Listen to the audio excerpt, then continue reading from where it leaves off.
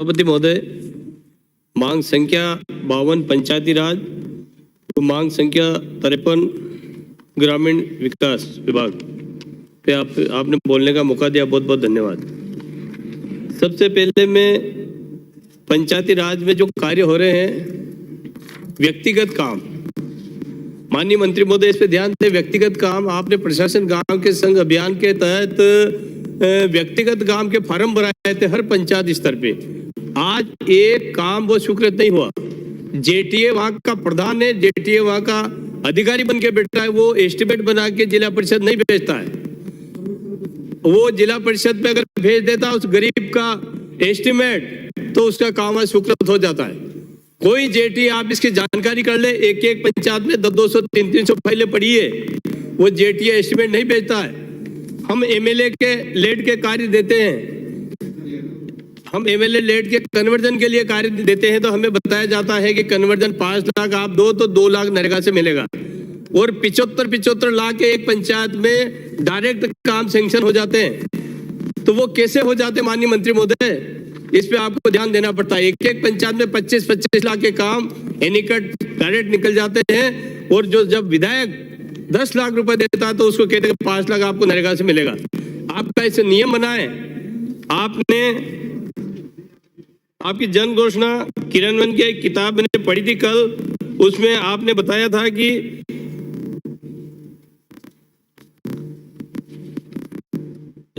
6541 कार्य स्वीकृत किए गए, 13,373 करोड़ रुपए के, और जिसकी क्रियान्वयन की गई तो कन्वर्जन के माध्यम से। तो ये किस प्रकार से आप कन्वर्जन दे हैं, कितना पैसा कन्वर्जन में सरपंच को देना, विधायक को देना पड़ता है अपने कोटे से, और कितना नरेगा से लग सकता है, ताकि ज्यादा से ज्यादा काम हो। 5 लाख हम दें, 10 लाख नरेगा से मिले तो 15 लाख का काम होगा, तो पक्का काम होगा। वो हमारा पैसा 60-40 का रेशियो बढ़ाता है। हमारा पैसा जाएगा, मान लो 5 लाख रुपए इधर से जाएगा तो आपका पैसा लेबर में कम पड़ेगा। तो इसलिए कन्वर्जन में ज्यादा से ज्यादा काम कराए तो उस क्षेत्र में ज्यादा विकास होगा। एक प्रधानमंत्री आवास, सबसे बड़ी स्थिति प्रधानमंत्री आवास में खराब है।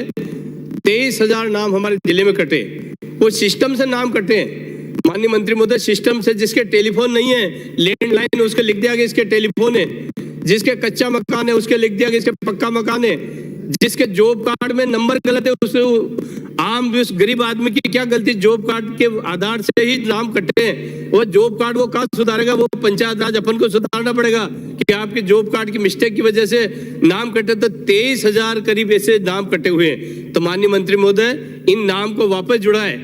वो जो सरपंच, आप अभी माननीय सदस्य बता रहे थे कि कोई सरपंच चुनाव लड़ता है, उसके सामने 5 और लड़ते हैं, जो उसको वोट नहीं देता उसके लिख देता आगे के इसके पक्का मकान है, तो उसका मकान किसी भाव में नहीं आ सकता है, ग्राम सभा में लिख के पारित कर देता, तो उसको आप और हम कोई नहीं कर सकते। इसमें एक नियम बनाए, कमेटी बनाए और उसकी जांच कराए।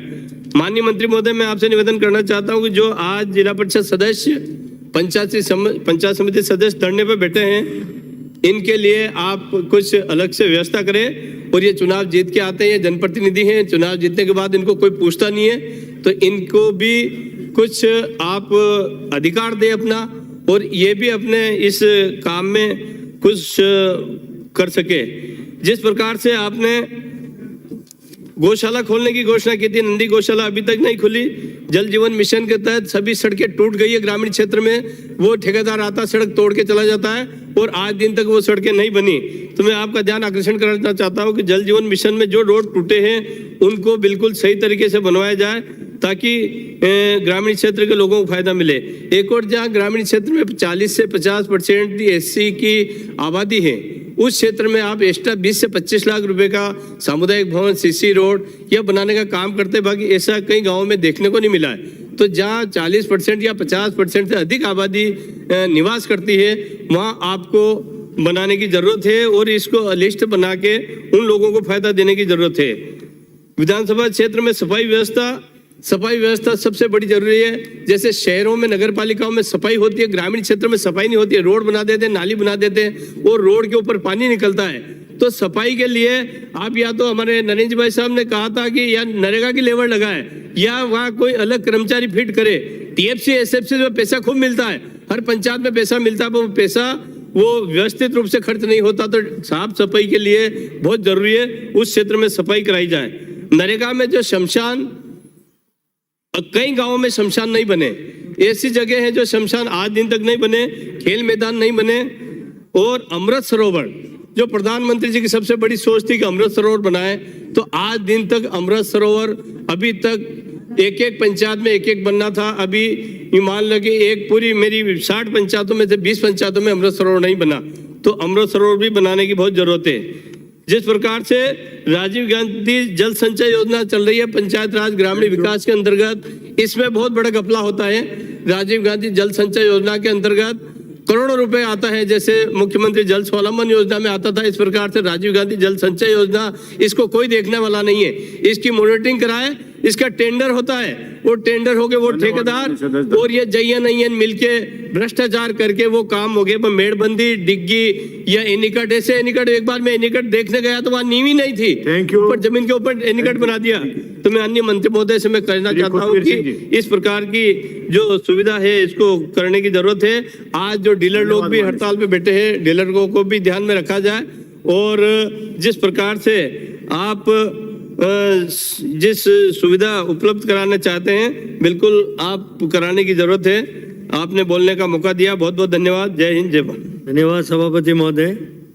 पंचायत राज की स्थापना राजस्थान में हुई थी और आज हम